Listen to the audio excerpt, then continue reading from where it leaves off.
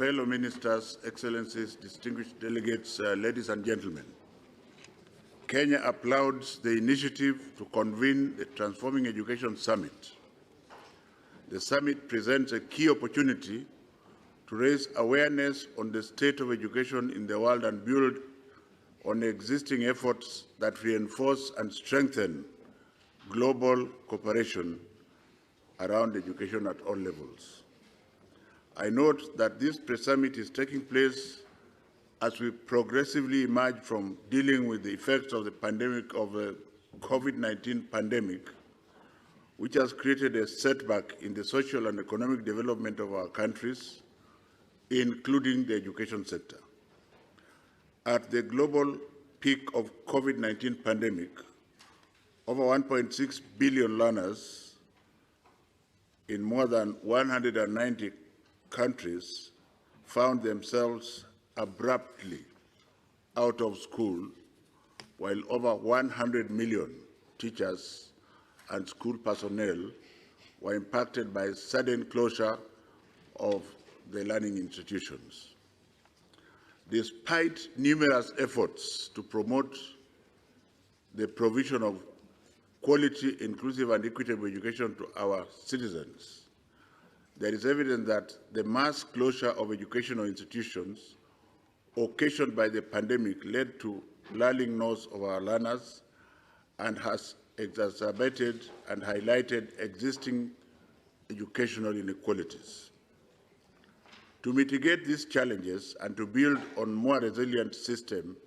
that can withstand future crises, there is urgent need for our governments to implement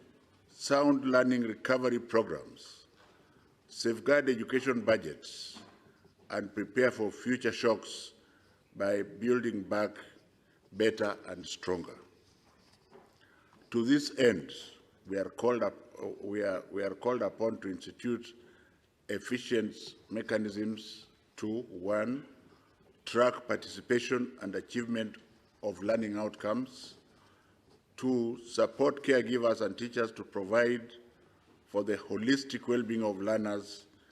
including psychological support, and 3, adopt flexible, innovative approaches that provide for catch-ups and integration of technology, and 4, forge effective partnerships among stakeholders in the education sector. To ensure its commitment to transforming education, Kenya is in the process of conducting comprehensive national consultation targeting key stakeholders in the sector. These consultations are being undertaken against the backdrop of fundamental reforms to the teaching and learning calendar that have enabled recovery of lost time and learning deficiencies occasioned by the pandemic. A transformational competency-based curriculum is presently being implemented in Kenya, and which is expected to equip learners with the 21st century skills, competencies, values, and attitudes. The need to adopt more resilient approaches on embracing technology and bridging the digital divide, and the Kenyatta Declaration, which has ensured that the Kenyan education budget is 25.9% of the national budget, and that we continue to encourage other countries